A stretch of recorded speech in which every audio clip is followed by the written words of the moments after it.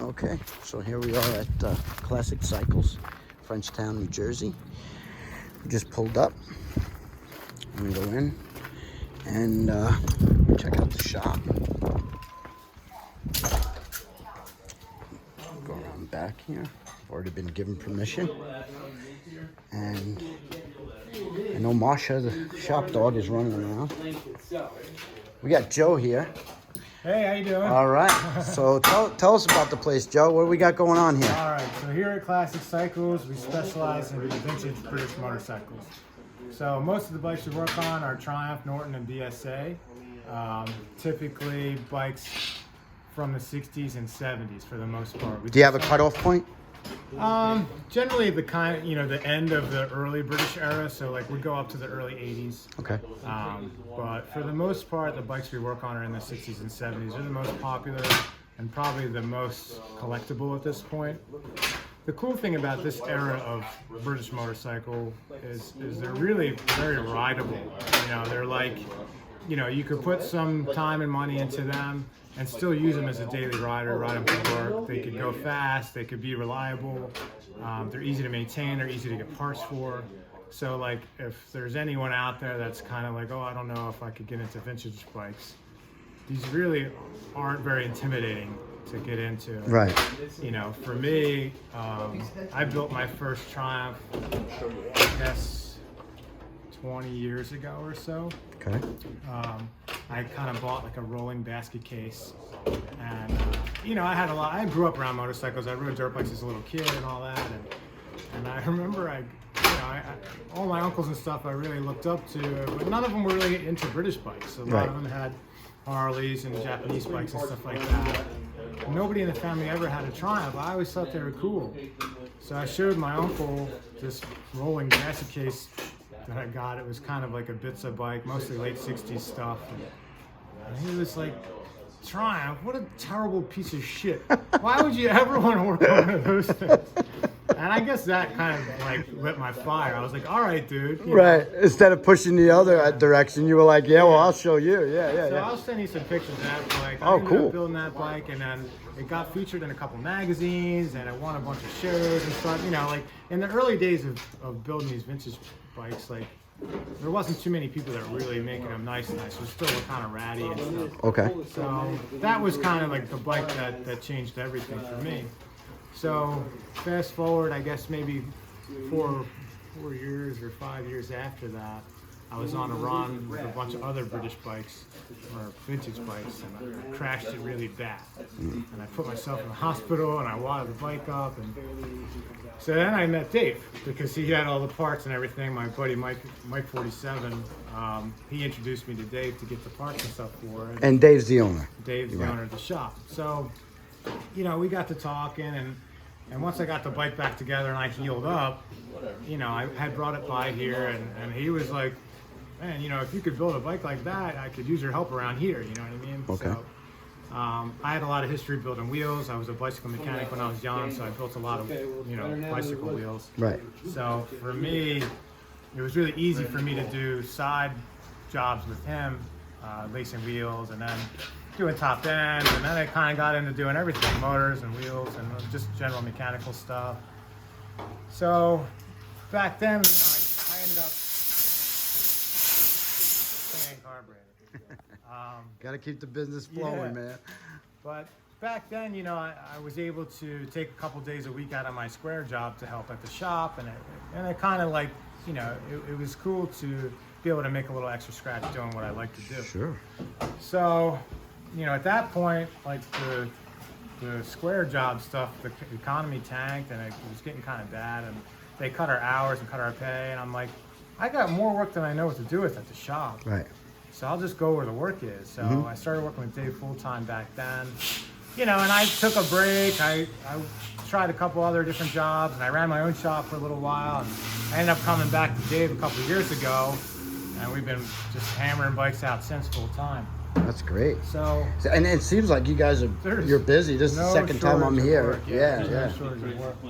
That's great. Generally, as far as the workflow goes at the shop, it could be anything as far, something like this. This is a Trident T150 that we had done some service work on, and while we were servicing the bike, we noticed that it had some broken spokes in the front wheel. Oh, okay.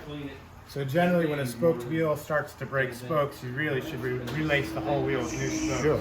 So I just built this wheel this morning. Okay. So this has brand new stainless spokes and the original hub and rim. So this will be getting a new tire this afternoon. So that's the original hub and rim that came off the bike, and you just relaced it. Yeah, just put new stainless spokes in. Okay. So, you know, this wheel will probably last the rest of the lifetime of this bike. Oh, great. It's already lasted 50 years. Well, I was going to say, yeah, the first one lasted quite some time, right? So, and is this generally like, do you guys ever get a guy that I'm assuming you do, like a guy that comes in like with a basket case, but you know, milk crates full of parts and oh, okay. Yeah, Mike is generally the basket case specialist. Okay. Mike will take a bike that needs a full restoration, and you know, we outsource the paint. We generally will build the motors and wheels ourselves. And then we'll send stuff out for powder coat, like the frame will get powder coated and the tins will get painted. So when it's time to come back, then Mike usually will do the major assembly on a restoration. I got you. Luke over here is Dave's son. Hey Luke, how you doing? Nice to meet you. Good to meet you. All right. Luke has been It's carrying on the family tradition. And there's Marcia. She had to be in the video. That was a prerequisite. Who doesn't love dogs? So we do custom stuff too. You know, this bike's obviously very customized. This started out as a standard oil and frame Bonneville, early 70s bike, and you know, like almost all of our bikes get custom wheels. So I built these wheels a while back. Right. Our fabricator Timmy's not here right now, but he built the exhaust and you know, stuff like the cover being modified to show off. Is that stock? See, I don't know anything about these bikes. Yeah. I'm into Harleys and stuff, but I'm a motorcycle enthusiast. Yeah. I'm not brand loyal. You know what I mean? There's a lot of similarities between the Harleys. So when I ran my own shop, I worked on Harleys and British bikes. Okay. There's a lot of similarities with them, surprisingly. I think this thing is beautiful. Yeah. Like, so this is just like what somebody would cut down, like building a Bobber style Harley. This is a Bobber style Triumph, right? Yeah. So the idea is, you know, to strip off anything that's unnecessary, get the weight as low as possible. Right. You know, Triumphs are already pretty fast as they are. Right. Once you take 100 pounds off of it, it's something a lot quicker. Right. Yeah, sure. So Norton job we got going. We just finished building this BSA motor last week. Okay. So that's out of a A65 Lightning, 650 Lightning twin carb. Again. So that's BSA's version of the Bonneville, more or less. You know? Oh, okay. And they were all separate companies, right? It wasn't like Triumph and Norton combined. Well, later in one on, company. they kind of homogenized. Okay. Yeah. How about would you mind if we walked out here and looked at some stuff? So this is another custom that Luke actually just finished up. This one has a lot of modifications done to it. Custom frame, custom pipes. Yeah, this is a late model Japanese front end.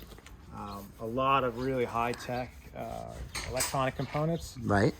So it has Don't mind me, I'm just making out with Marcia over here. It would have a lot of stuff on it like a modern bike would, but super nice. Bike. So this I would say is more like a Resto-mod type deal. And what year is this bike?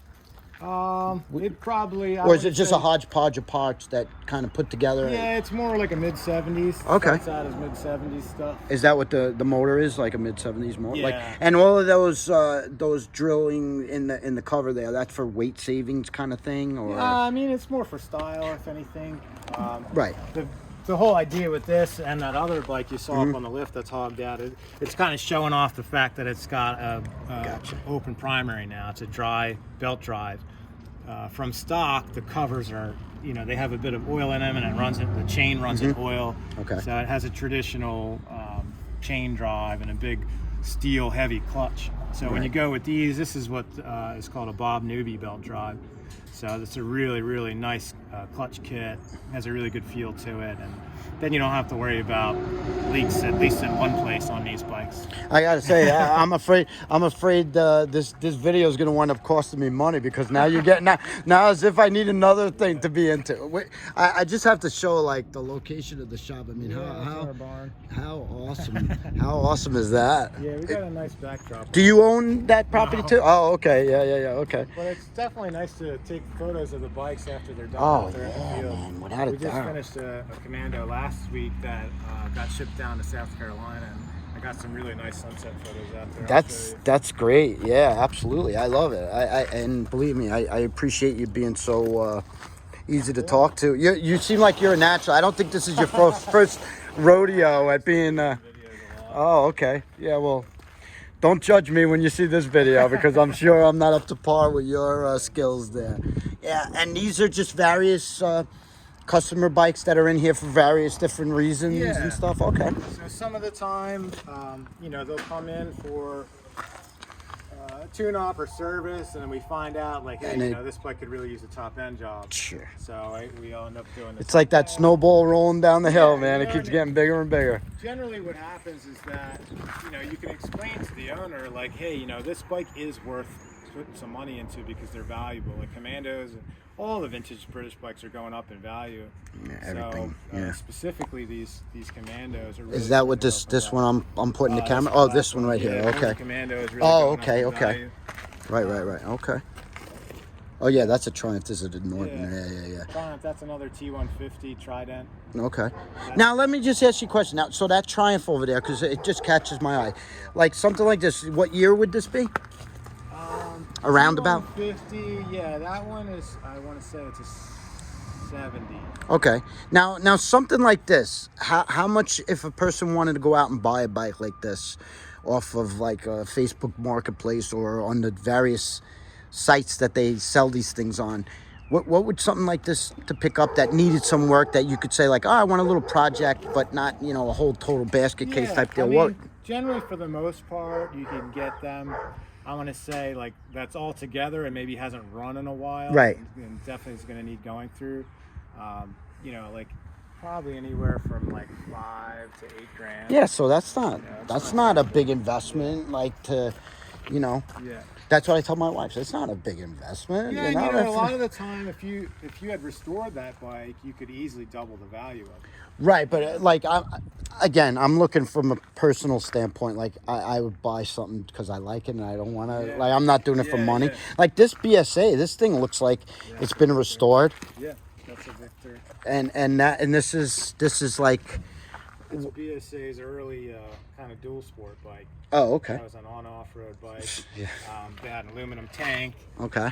Single cylinder. Really, pretty lightweight and peppy bike. That's not one that you're going to take on the highway. Right. But these are pretty fun to put around town on. They're surprisingly pretty strong. Yeah, this reminds me of like if somebody's like learning how to ride, like to get on something like this and just kind of like go around town. And I race vintage hair scrambles and like a B50 BSA, the 500 single. That's a really competitive bike in off-road. Okay. So they can be made to haul pretty good. There's a lot of parts and stuff for them. And when you say you race vintage, so obviously, like with the Harley Davidsons and stuff, they got vintage racing clubs and go to different places. Yeah, so I race off-road with an organization called ARMA. It's the American Historic Racing Motorcycle Association. Right. And they have all kinds of different races. Depending on what kind of bike you have and what kind of terrain you want to race on. Okay. So like dirt track or so you could race flat track. You could do I race hair scrambles. They call that cross country. You could race vintage motocross. Okay. Dave inside is one of our kind of a partner. Dave road races. I'm going to go road racing with him this summer, but he road races a Vincent Comet. Okay. And right now, the engine that they're building is for the what's called a Triton. Okay. So a Triton is when you put a Triumph engine in a Norton frame. Okay. So any Triton you see out there has been a hand-built bike. Right. Okay. They're really, really popular in road racing because you take the best engine is a Triumph engine, and the best chassis is the Norton Featherbed, and you put the two together and you have a really competitive bike. It's funny when you look at how a Norton Featherbed frame is, how the neck is constructed, and the perimeter around the engine and stuff like that. It looks really, really like a modern sport bike chassis. You know, and this is like how many 30s, years ago? you know, Right, like 40s right, technology right. now, so it's pretty cool. Isn't it amazing how certain technology just like was good from the get-go, and they sort of stick with it, or you know, it stands the test of time, I guess. This is a really competitive bike back in the day too. This is called a BSA Gold Star. It's a beautiful bike. Right now we're working on the transmission, so that's why the primary is all off of it. But, right.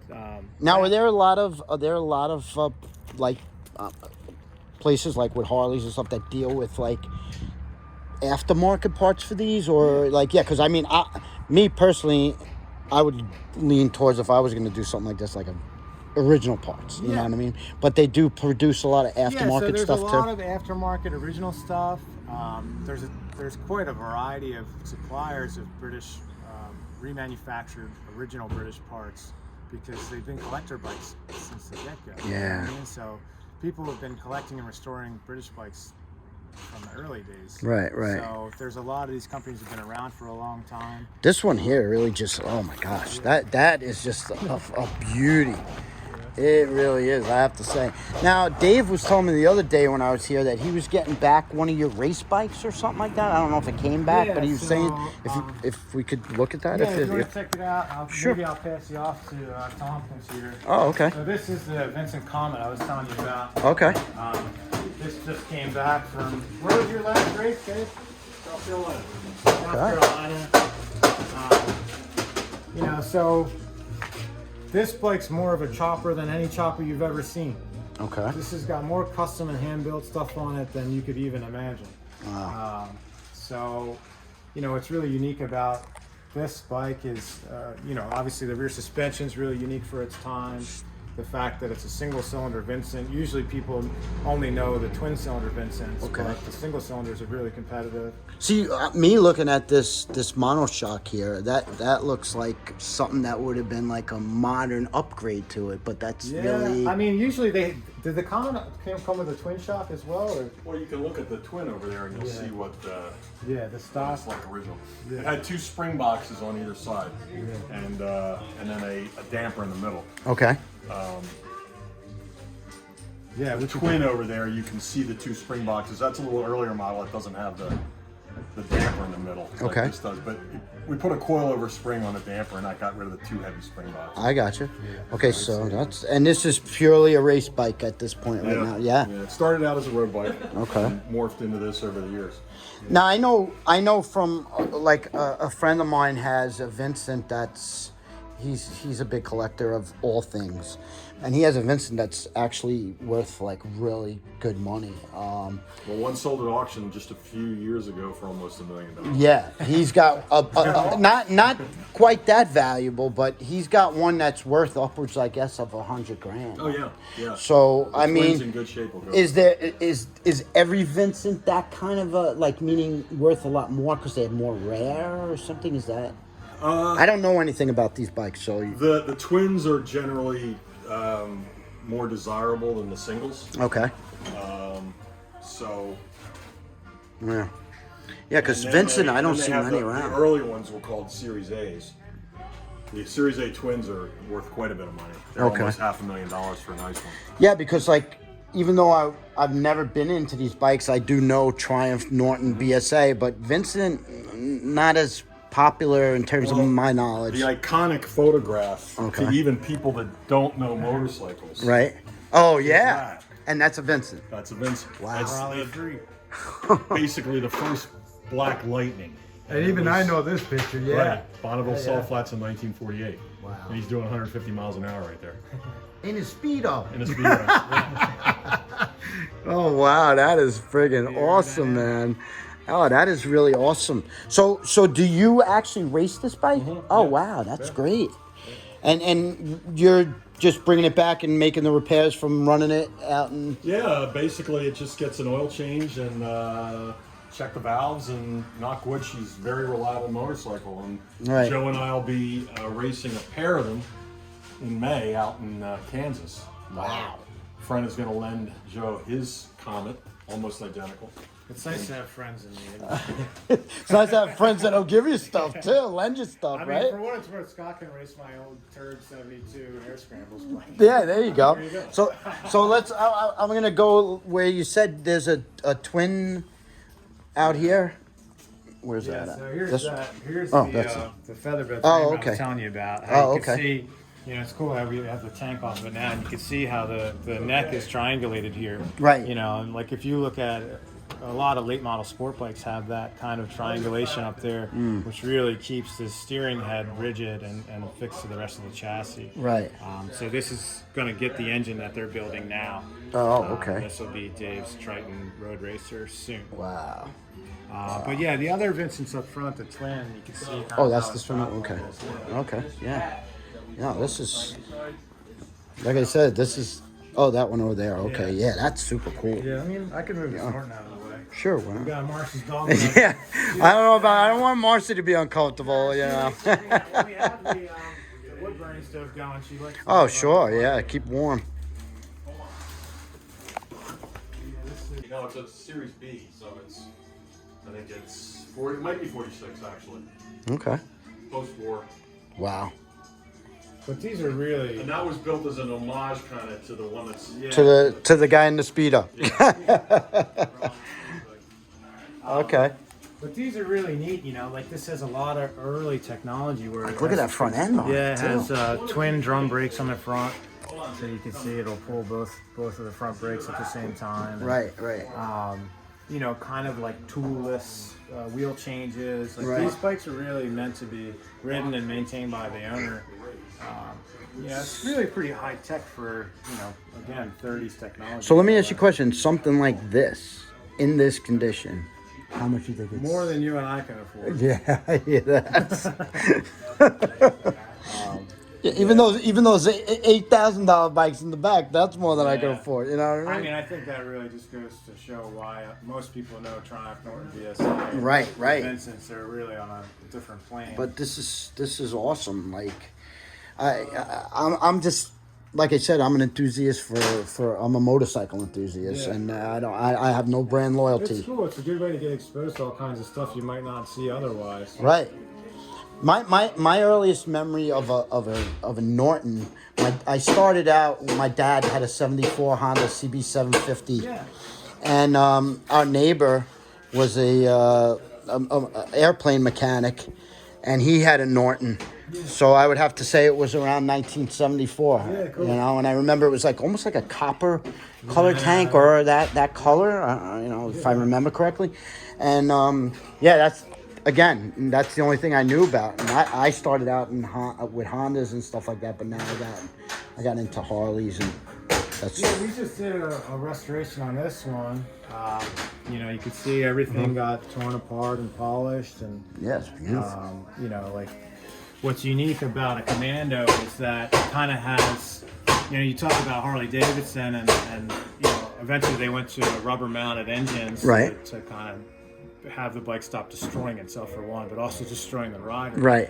The Norton Commando is one where the engine, transmission, and rear swing arm are all one unit, joined by this cradle, and then the front end and the chassis and all the contact points for the rider are a different unit. Right. And they're joined by these big rubber things here. We call them isolastics. Okay. Basically, you know, like it's a rubberized joint that helps keep the vibrations down and make the bike ride a lot better and smoother.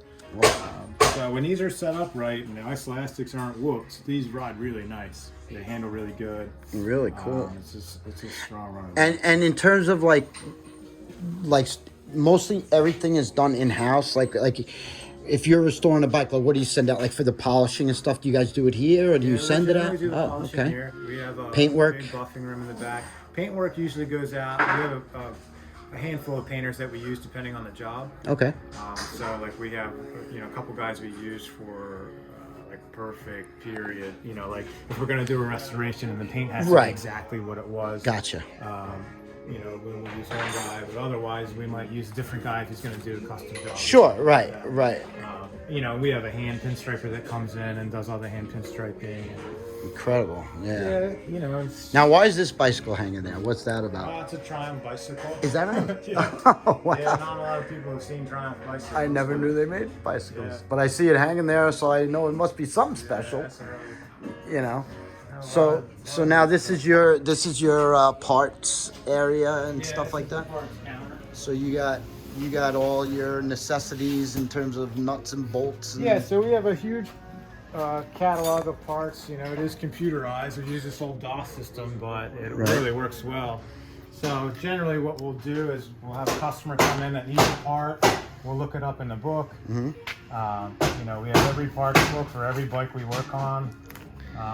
You know, this. Now that's old school, right? Look it up in the book. Yeah, Who the heck does that anymore, right? Well, it's really efficient. You know what I mean? So I can find the year, the model of the bike, look at what part it needs, we'll punch in the part number, and then it'll tell me where it is. Oh, in inventory. Wow, Yeah, that's awesome. All of our Right. parts are cataloged A, B, C, D, Right. and the part by part number too. So all of the smallest little washers and nuts and bolts and different things that are really unique to a British bike we have in stock. Right. Which is great for us too, not just when the customers come in, but if we're working on the bike and we find that it needs stuff, you know, we could just get it right off the shelf instead of having to wait. Sure.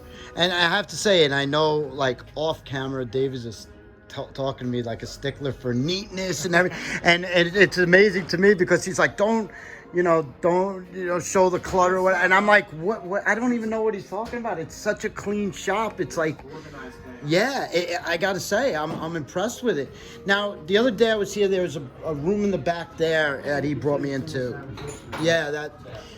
I promised Timmy I would make him a star, so I don't want to miss out on that one. Oh, he left already. Oh, well, okay. Yeah, go ahead. You got the idea. So Yeah. You come in the front, we have our small showroom and our parts counter, and then you move into the back.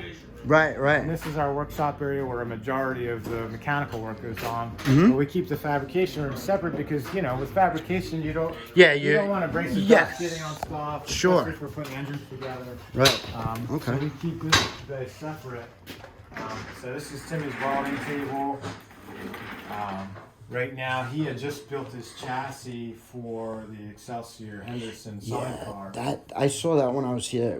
That fascinates me because I've obviously heard of Excelsior Henderson, Excelsior. That's how they say it. Excelsior. Okay, and this is a super old bike, right? I mean, yeah, I want to say that bike is from the 30s. You know, that's another one I don't really deal with a ton of. I'm not super familiar right. with that. That's fine. But This just whets the appetite of people to look further into these bikes. I mean, that's certainly what I'm gonna do when I go home. Yeah. I'm gonna look and see how I could spend some money. Hopefully, my wife won't watch this video. And now is this like a sidecar that would have been on this bike? Yeah. Did it come with this bike, or this is like an add-on? I think he bought it separately and had it rebuilt as it would be back in the day. Now this is a customer's bike. Yeah, it's I a got you. customer's Okay. bike. So all the wood got replaced and the metal work was redone, and so it was up to Timmy to build the chassis. And this is aluminum or no? It's steel, right? Steel, yeah. But so we're working on that on the fender, and Timmy built a chassis for it. So we still need to build the third arm. That's going to go up to the inside of the chassis there. Unbelievable, just beautiful. You should hear how smooth that thing runs with that 4-cylinder. It's like really a sewing machine.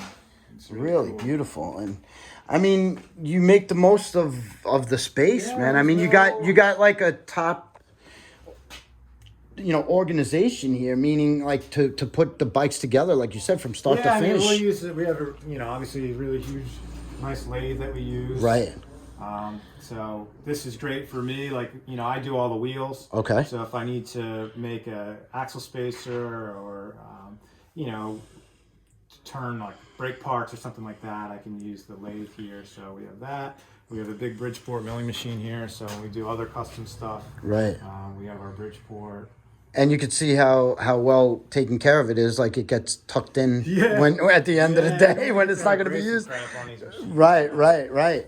But that's super cool. So we got some side jobs come in like this Yamaha. Mm-hmm. Obviously this is a little bit later than we're used to working on, but still I want to say a lot of the 80s and 90s bikes are going to start becoming collectible. Sure.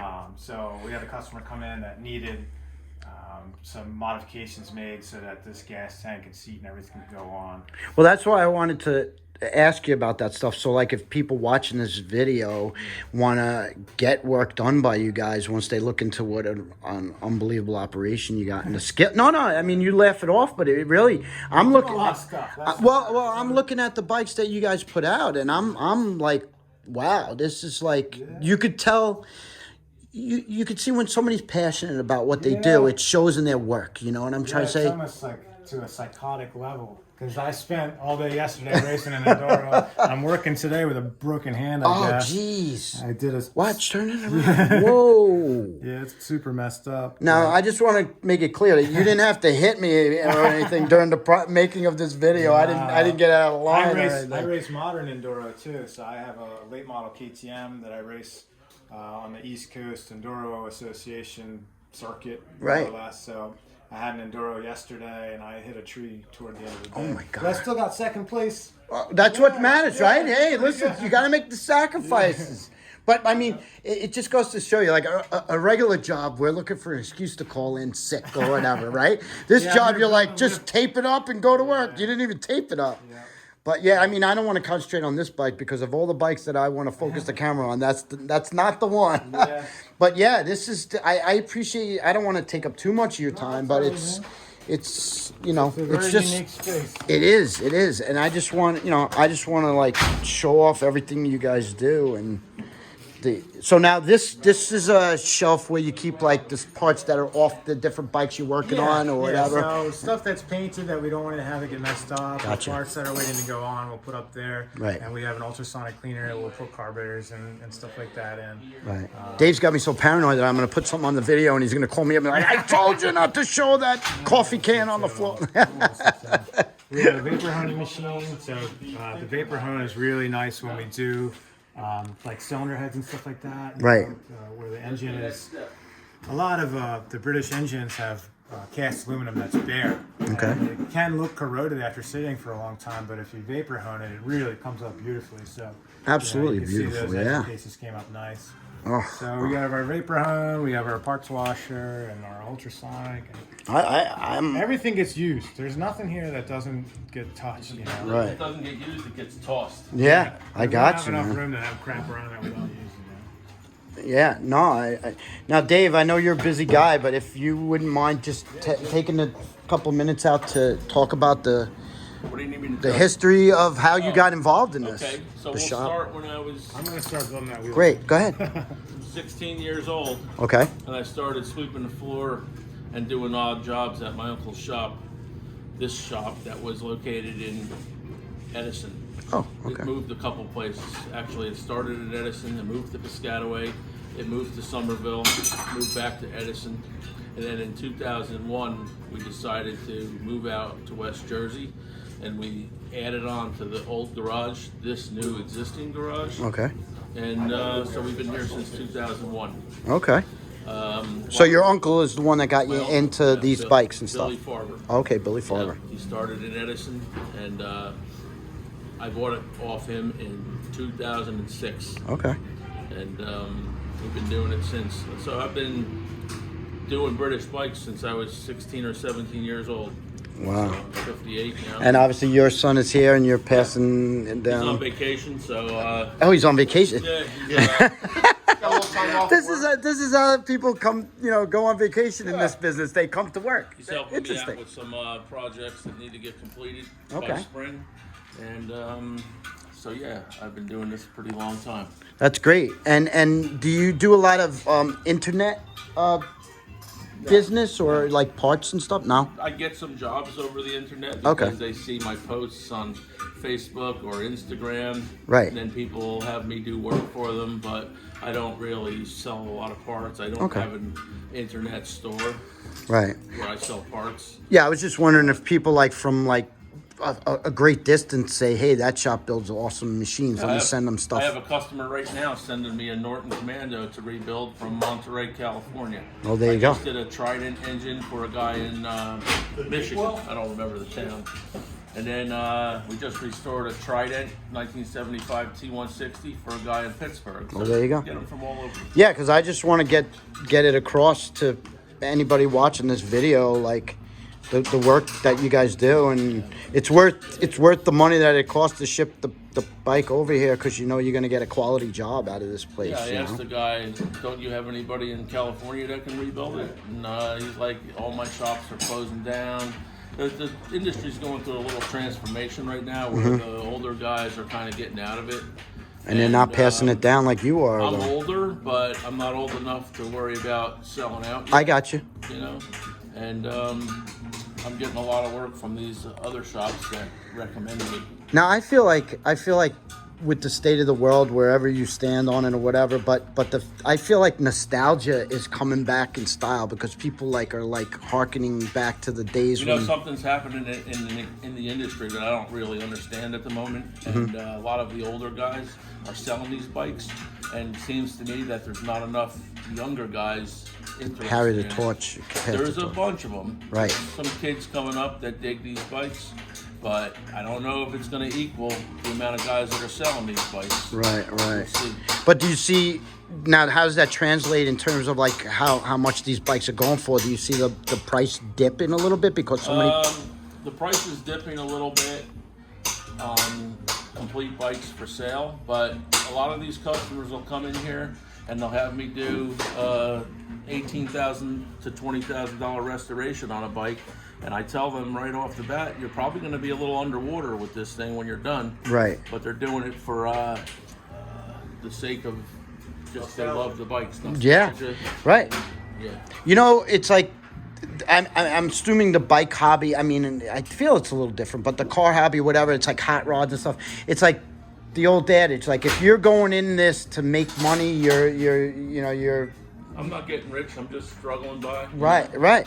But you want to know something? You come to work every day and you feed your passion, and that's something you can't put a price on, and everything. But I really appreciate you taking the time out and talking to me, and I just want to recommend that not only do these guys build great quality stuff, but they're just nice guys to deal with, and they'll be happy to answer any of your questions and build you a pretty badass bike, man.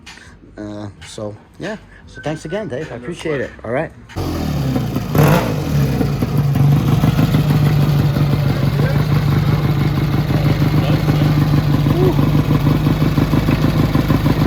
Love that smell. You won't mind me calling him, right? He's the one I told I was going to make the star out of him. So pulling up on this thing, I can see him being a star. Wow.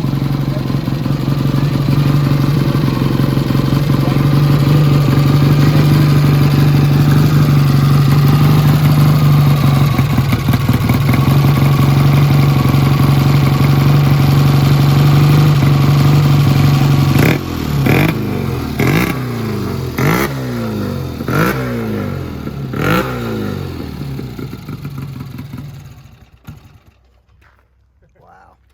Pretty good, dude. Now this thing is all stock, huh? Yeah. You're the only guy I ever met to put a fucking Super E on him. Triumph. This is sick, man. Looks so much better polished out. Yeah. It does look cool, dude. Wow. Where'd you get those brass rocker nuts? Old man? Did you make them from scratch? Found them. Look at you with the gold. Now this is totally custom pipe setup, obviously. Yeah, we make all our own pipes here. Timmy's a master Right. sauce maker.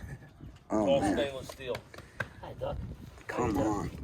This bike is a rolling testament to everybody that should send their bikes here to get built, because you'll be hard pressed to find this kind of fabrication and skill somewhere else. But Never see another one like that anyway. wow, crazy, awesome. Wow.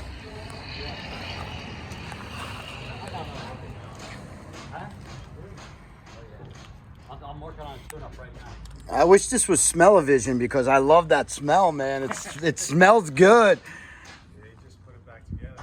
Just did the top end and changed it. carburetor and a turbo and all that. And Oh, I didn't see the new light yet. Yeah. It's tucked in there. I think it's cool. oh, it is cool. It's like a microphone. Now you made that? No, yeah, I Okay. had I had one on there I made. Okay. I took it off. Okay. Had a little triangle looking thing. I love You that. built this wheel? Yeah, I built the front wheel. Oh yeah? It reminds you of like an old Invader wheel or something like It is, that. Because they never made a 21, so I got a blank rim and I made the rest.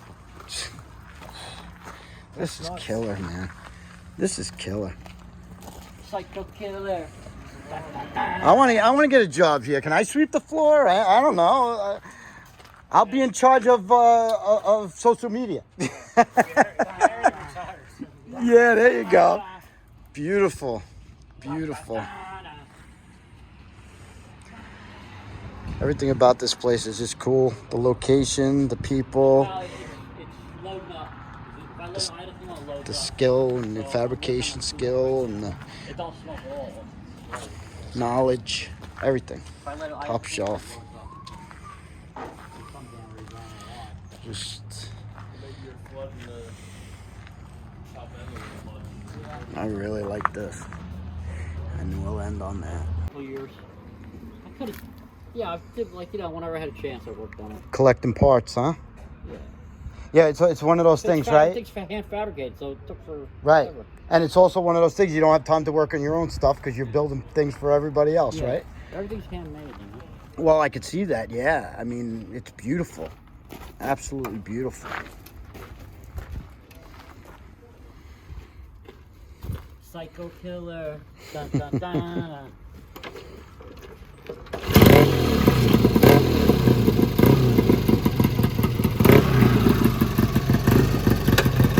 Even Marcia likes it.